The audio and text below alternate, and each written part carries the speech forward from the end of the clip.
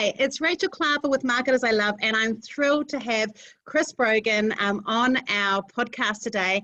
Hi, Chris. I love being loved, Rachel, so thank you for having me. I'm going to do a wee little intro about you, but I thought I'd just make sure everyone saw your face so that they realised I wasn't like pretending you were there. I've been a long-term fan of you, Chris. I've actually bought your materials in the past. So Chris Brogan is he mentioned just when we were talking briefly about back in chat room times, I started using the internet as an early adopter too. I was in chat rooms talking to people on my 26K modem to someone in Canada and thought it was really awesome.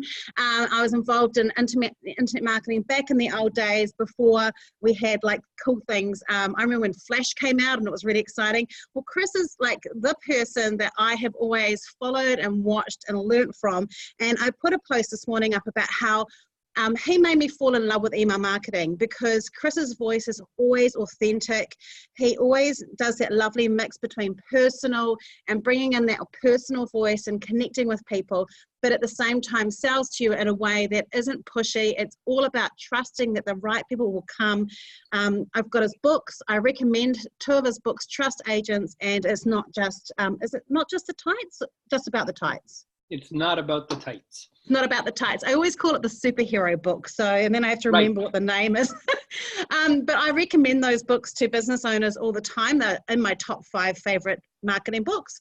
And he's just started a new venture. So I thought we'd have a chat and talk a little bit about why it's really important, I think, Chris, and this is everything you do, that authentic voice, which I think is the thing that you do really well. Thank you. To start there, I have always had a strange bristling around the word authentic. Yes. Insofar as I feel like, and I see people trying to teach authenticity, and I get a very strange feeling in my belly because I feel like it's one of those things where we know it when we hear it and feel it, but maybe it's.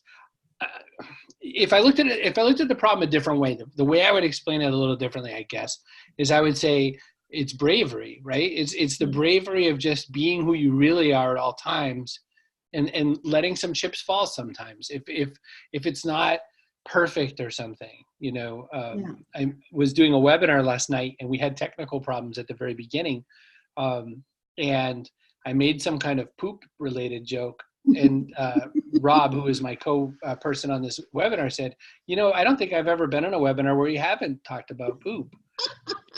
And nobody does that, Rachel. So, but, and yet every human, as near as I know, poops. And so I feel like maybe that's what passes for authenticity is toilet humor. But I also think that where it really comes from is that goal of just trying to show people that they could really be who they are and you would be accepted. So for me, because authenticity is a really important part of what I guess I teach it. I don't teach people how to be. I agree, you can't teach that.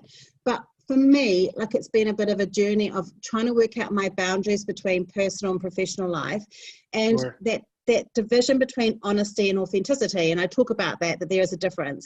But with authenticity, I say it's actually just learning to show up as who you are and what you believe and actually have opinions about stuff, because some people will hate it and they won't respond to it, but the right people will love it.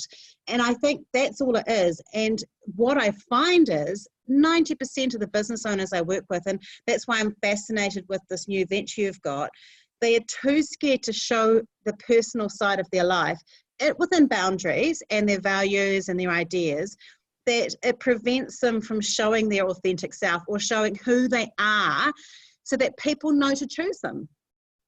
You're right about that. And I think we've been taught for so long to try to market to everyone, to try to reach everyone. And I feel very much the opposite. I feel like if you're talking to everyone, you're kind of talking to no one. Absolutely. And we don't, there are very few things in life that are wonderful that are also universal. I mean, there's a lot of biological stuff, we all breathe air. That's pretty good. But, once you get right past that, I mean, we all don't want the same thing. One of us wants, onions on our hamburger. One of us wants only vegetables and no hamburger, and, and on and on. And so, and then it just gets beyond that. I mean, I think that as the world gets more cluttered with things vying for our attention, I guess I just want to go where I feel like I belong instead of going where I have to try to fit in. I mean, we're actually a year apart in age, and I think for me, I felt like I was late to understanding this. Like, I think I've only ever really understood this in the last 3 or 4 years, where I kind of went, actually, the reason I don't feel like I'm connecting with my audience is because I've stopped feeling like I know who I am, like I know, and so I had to go and work that out first to kind of work out what it was. And I do think there is a bit of fake it till you make it involved in it when you're trying to work that through. Is it something that's always come naturally to you, or did you have to work on it yourself? I love the question, and my answer is that, I don't think anyone comes fully formed. We all can't. We have to struggle, and we have to hide parts of who we are until we feel comfortable enough to be like, oh, no, I guess that's who I am. I have had a filter. I mean, I started our conversation talking about poop. It's clear. It's clear that I have a filter issue, right? So from a very young age, I've really had this sort of mindset of, well, why can't we do it this way? Or how come it hasn't come out this way? Or how come there's not this other thing that we could be doing? And I suppose, I try to disavow as many people as I can of them thinking they're an entrepreneur, because what they really are is unemployable, which isn't exactly the same word. I say that all the time. I'm so unemployable. We're twins. I mean, that's really we actually are. Yes, you're right. You're the good-looking one. I'm the hairy one. Yeah, no, you've definitely got the good head of hair going on, though. I do have luscious locks. I just cut them all. I was longer than yours until a minute ago. Exactly. But so no, I feel that most of my life I have not fit in. I felt most of my life that I must be doing it wrong. I would show up to work and I would say, wouldn't this be a better way? We could all do this. And they'd all say, shut up, just do it. Until I finally got to be enough of the boss that I could try my ways. Yeah. And my ways fail miserably sometimes, but sometimes they win. And I found that the more I would tell people weird stories about poop or something, they would react. And, I had a woman come up to me once at a conference, and she said, I have to tell you the really dumbest story. I said, they're my favorite stories, dumb ones. She says, one day I was feeling really sad. I was thinking, maybe I don't need to be on this planet anymore. That kind of sad. And she said, and I'm sitting there and I'm so miserable. And I don't know why I opened Twitter, as if that would somehow make it better. And she goes, sometimes you can do, right? Clearly. That's a device to make us live it. So she goes, but your tweet just dropped in at the exact moment I needed it. And she goes, and did you know what you said? And I said, I'm never going to guess. I tweet a lot. She said, you tweeted, who has to pee? And I said, and that changed something. She said, I laughed and laughed and laughed. She goes, it's the dumbest thing I ever saw anyone put on Twitter. Who has to pee? And, of course, the answer is somebody had to. I mean, someone must have saw that and responded. But she said, in that moment, I realized, I guess I can go on a little longer. So I saved someone's life. That's what I'm bragging about, Rachel. That's amazing. That's a cool story. And you know why? Because we all have been there or something. We've all been horribly miserable. There's always been that moment where we felt bad and something really dumb jarred us out of it. And we've been the moment where we say something dumb and everyone gets to laugh on our behalf. I think there's so much opportunity for us in that. I really agree with that. Actually, while we're talking about Twitter, so I first got to know you on Twitter. I had a different name. I've got married since, but I used to chat to you. Right? Pardon? Your name was Bill before, I think? Yeah, it was Bill. It was Bill Franco.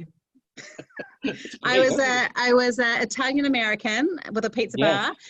You can tell from my accent, but now it's not. No, so my name was Rachel Klaver, and anyway, I used to follow you and talk to you on Twitter, and I didn't realize that you were a well-known internet marketer, or that you were doing marketing things. And I used to just chat, and then one day you did this crazy thing, and you took away all your friends. You unfollowed everybody.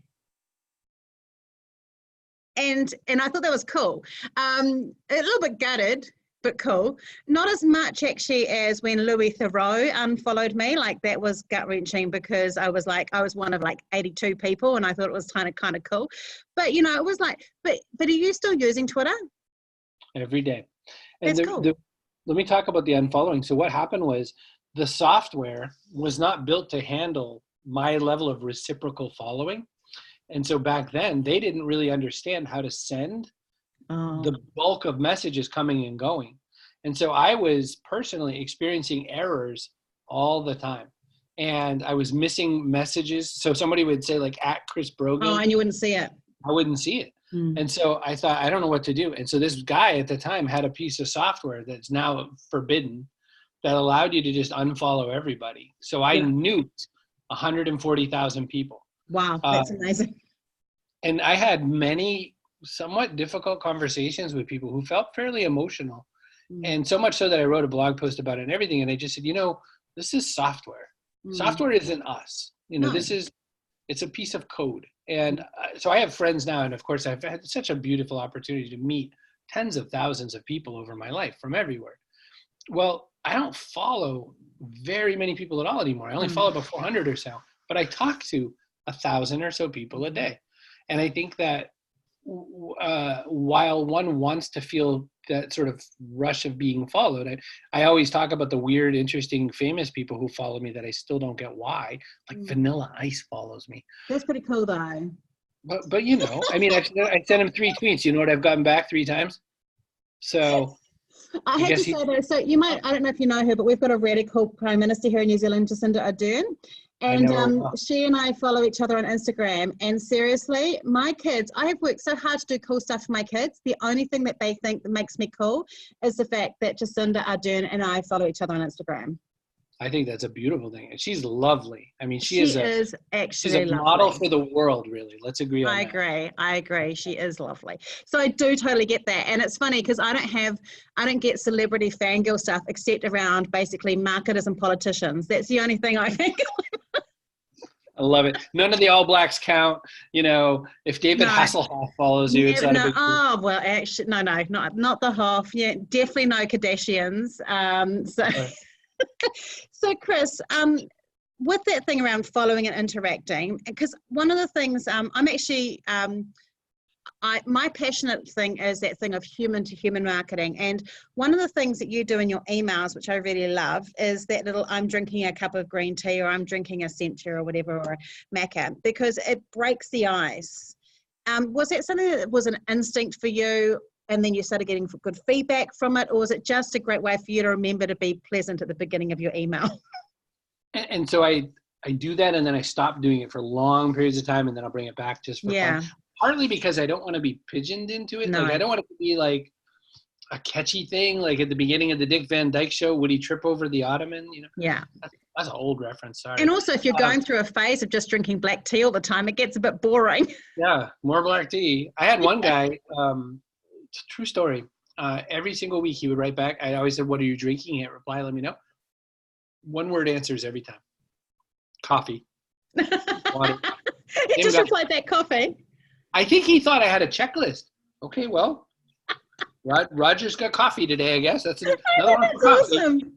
Awesome. And so the reason I came up with that was the idea that sometimes when I write about ideas that maybe aren't maybe everyone doesn't have a response to the idea. Maybe it's a little too weird for them still, or maybe it's dumb and they just don't want to respond. But you can always tell me what you're drinking. Like universally, it's one reason to write me back. And so when I feel a little lonely, which I do, then I'll say, tell me what you're drinking. And then usually some conversation happens, because it's almost never, except for that one guy, Roger, it's never like a 1-word answer. It's like, I have this incredible thing that Peruvian apes pooped out, and it's made out of, fossil bits, and there's little chocolates in it now, and it's delicious. It's amazing. Makes my hair grow. So interesting question that, would you consider yourself an introvert or an extrovert? It's a great question, Rachel. I am an introvert. I am a forced extrovert. I have to apply my energy to do that. Everyone who knows me says, everyone who knows me says, yeah, totally. But when you've seen me speak at a conference or something like that, when I make weird jokes, when I tell people what I'm wearing for underwear, it's a little hard to reconcile. However, the truth of it is, it's like if I go to a party and I don't really know anyone, I'm that guy at the bookshelf. I'm the guy touching the dog, and I'm the guy like looking at my watch trying to make the Irish exit as fast as I can. So yeah, no, I'm the same, and I have an issue with because I love speaking, but I always warn people, please don't associate the person you see speaking with the person you talk to afterwards, because when I'm speaking, something weird happens and I become really interesting, and then I stop and all my energy is gone and I'm slurring. I sound like I've been like hooking into the vodka during the conversation, and I'm like a deadpan. I'm like, oh, I can't really bother talking to you. And you can see there, they talk to me and they're like, oh, you're really boring. You know, I'm going to respond to that by saying that a lot of famous comedians feel that way.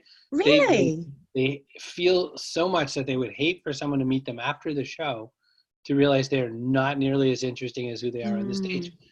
I say something a little different. I say that I'm pretty much the same guy with or without the microphone on. So that if you say hi to me in like a men's room or something, I'm going to be just like that guy that is on the stage, except that my voice will be lower, quieter. And if it's in the men's room, I'm going to wash my hands a lot before I say hi to you. Hey, you know, I think that's a great thing to be saying about the men's room. Thank you. I think more men should take my lead on that one. And yeah, I agree, especially because now we've managed to bring in peeing and pooping in the entire time, which is great. Washing. Yeah, and washing. It's the whole story. Right. So obviously one of the things I've loved about the books I've read from you, the Courses, I've done a course, Earn More Customers, which is a course that you have. I did that course. I've learned from those things you've done, and the aspect has always been that the customer is central. A little bit like, Donald Miller's Story Brand, where you've got the hero, and there's a lot of correlations between what you do and he does around that side. I think any marketer that cares about people, there's going to be a correlation. But you're moving it into something a bit different now, aren't you? That it's not necessarily about marketing out, it's about marketing, I guess, inward? That's a good way to look at it. I should say about Donald Miller, two things. One is I was such a fanboy for Donald Miller when he wrote his book, A Million Miles in 1,000 Years. I bought so many copies that back when he was the president of Thomas Nelson Publishing, Michael Hyatt, who's now something totally different, Michael said, can I just send you a box of these? Like, I feel like you just keep buying them one or two at a time. Oh, so nice. And I was like, yes, you certainly can, because, who wouldn't? And then I got to the end of that, and I started buying them some more. And he said, I'm just going to send you another box. Stop buying the book. And it was because I just loved his book so much. And I've never before or since bought anyone's book in that kind of volume. But I begged to meet him one day. We were happening to be in the same, he lived for a while in Portland, Oregon. So I happened to be in town for an event. We went and got lunch, and I was like, oh, this is great. They always say don't meet your idols, but I've only rarely does that work badly for me. So Donald was like, I think I want to do some stuff in marketing and all that. And I was like, let's do it. And then I never heard from him. And then he went and got super successful. And I got to go to his second ever Story Brand class down in Nashville. And I was like, we could have done this. So I teased him, like, put me in, teammate. I would have rode side saddle.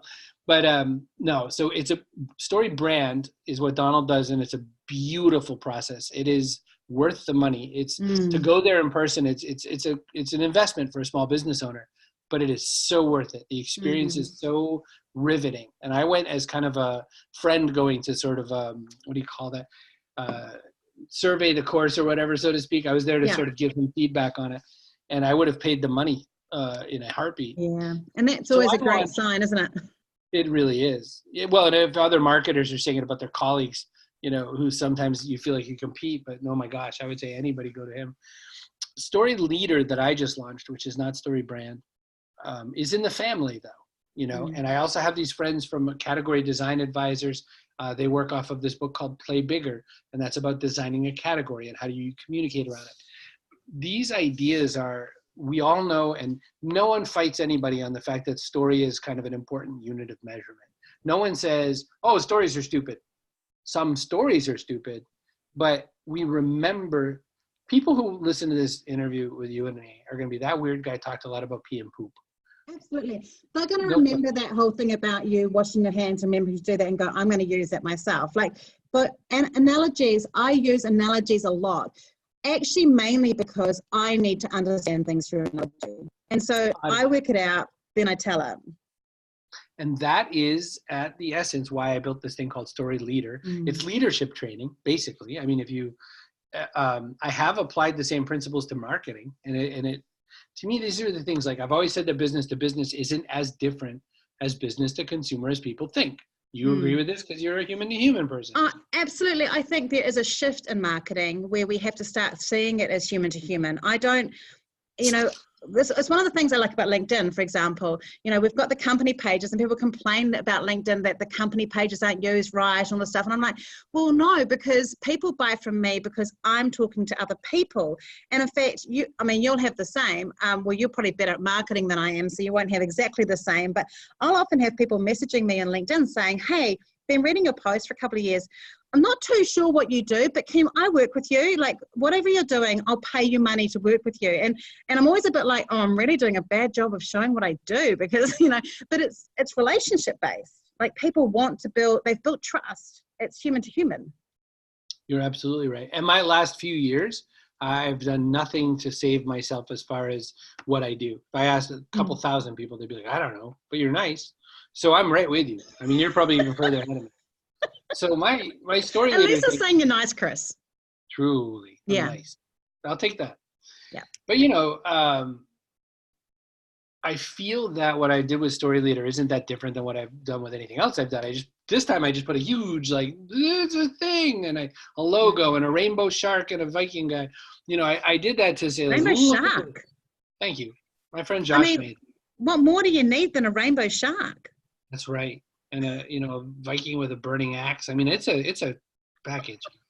So I did that to say, hey, companies, people really remember things better if there's a story. So the man washing the hands, I'll tell you a story that will cement that intensely more than what just happened.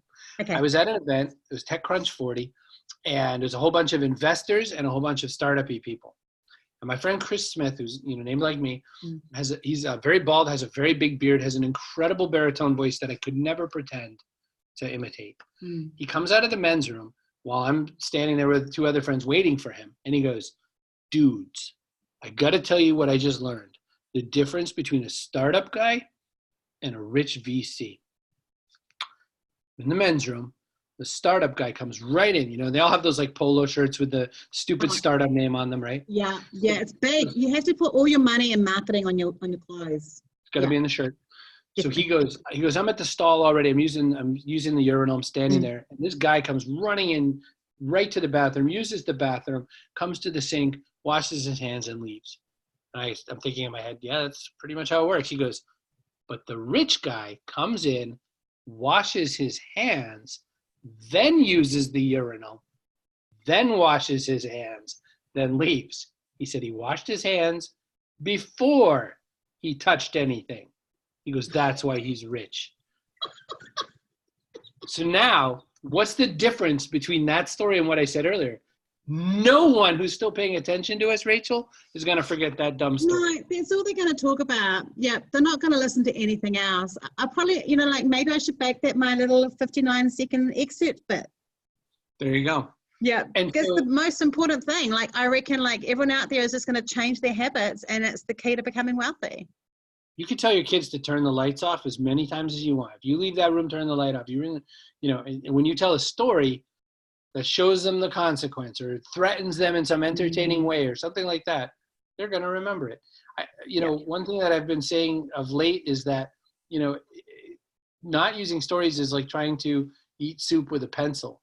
You can't, numbers don't help, the vessel of humankind, we respond most to stories. So I'm just trying to help people.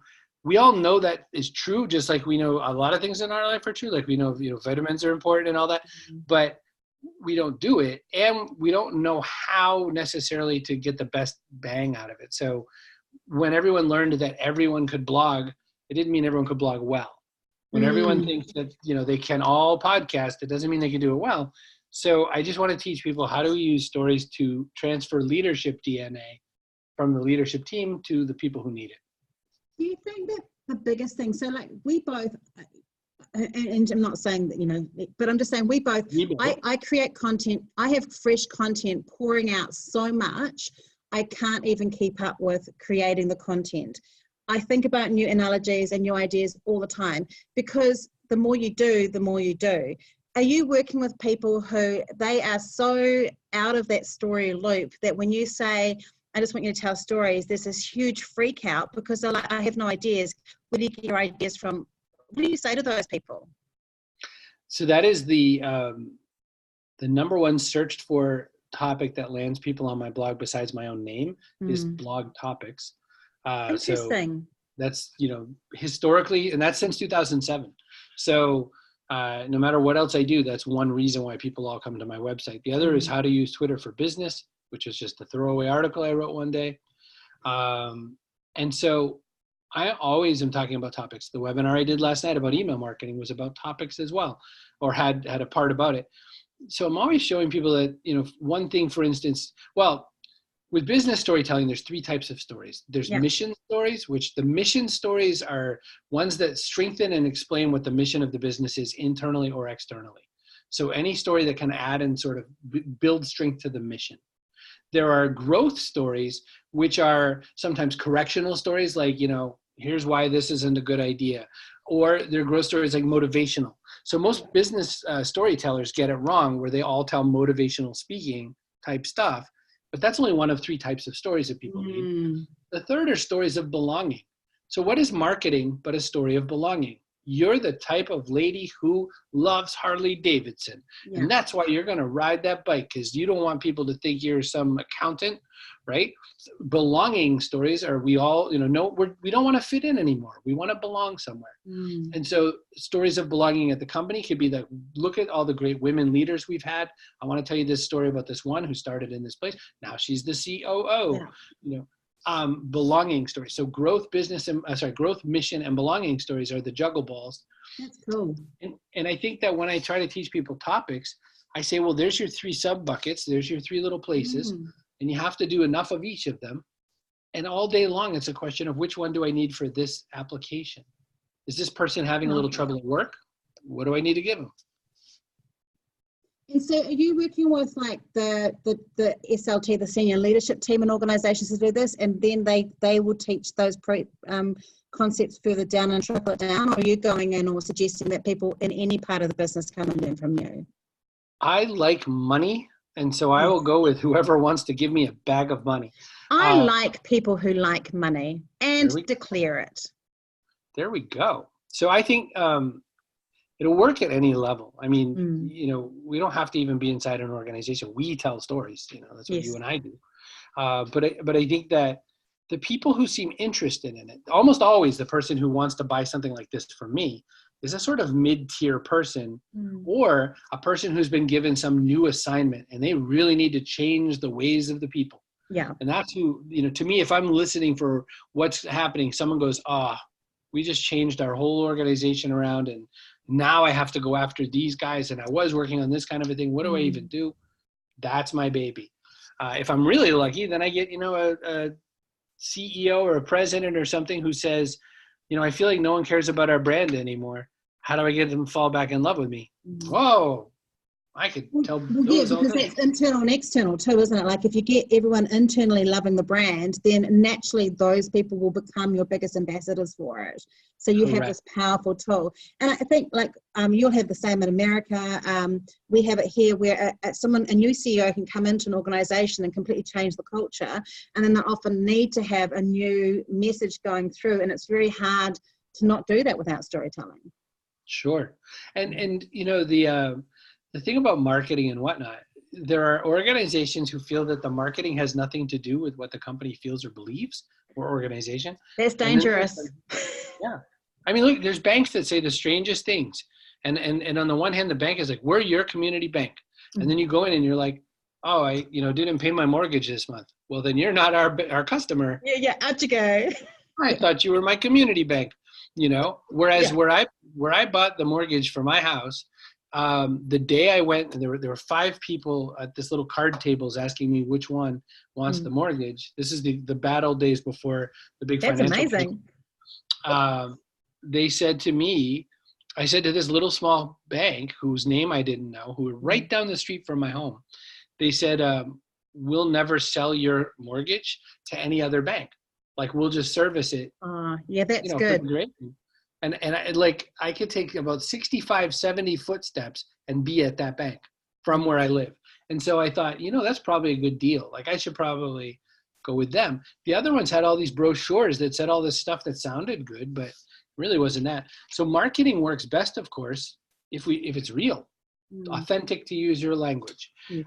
So I just always want, if I'm going to do story work, I'm going to make sure it touches marketing, insofar as it would be really dumb to have done all this work internally and not adjust the external to match it. Yeah? Oh, absolutely. But I do think you're doing it the right way around, because it's kind of a bit, like for me, like I work with small businesses on their marketing strategies, and often we end up talking about their financial situation and how to get more profit in and all those sort of things. Because actually, if we turn the marketing on, we'll kill the business because there's no systems or there's no flow and they don't understand it. And so you're doing the same thing. You're going to fix the marketing, to make the marketing better. We have to get the internal messaging right first. And I feel that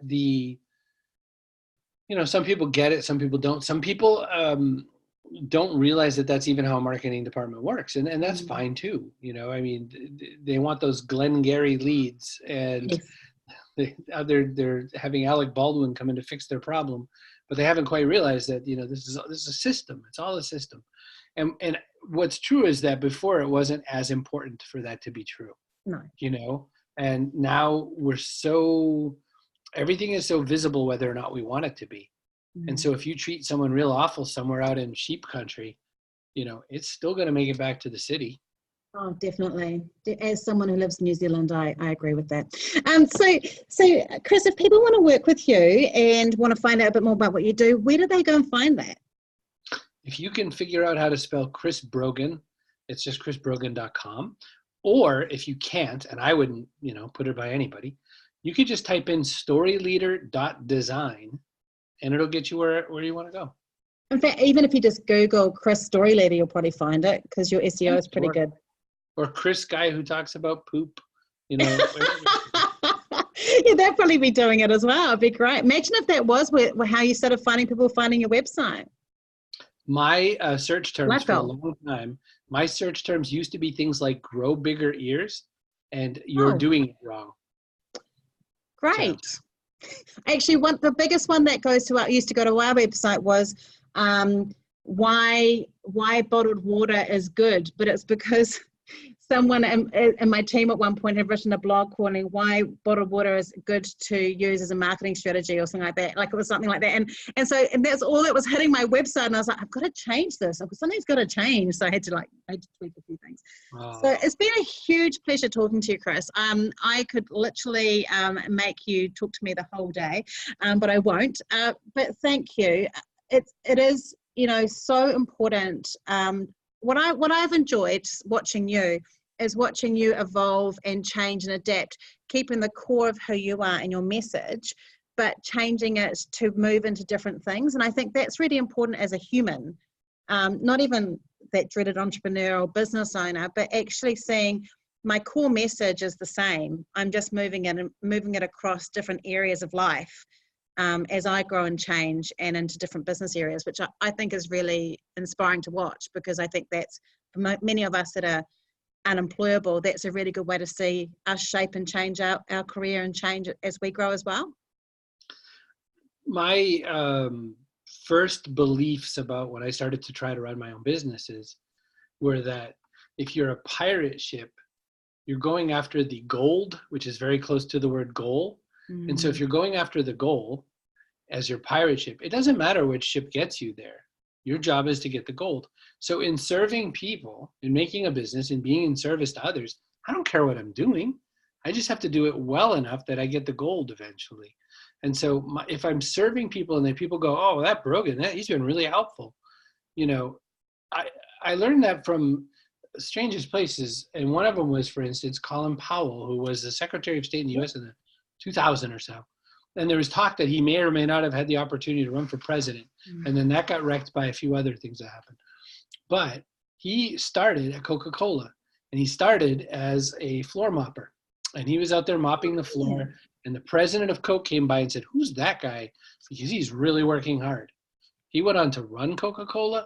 He went on to become one of the chairman of the Joint Chiefs of Staff of the military. He went on to become Secretary of State of the United States, because he believed that whatever job he was working on was an important one. There's your story for how I believe and how I serve, Rachel. That was a beautiful tie-up. Thank you so much. Very impressed.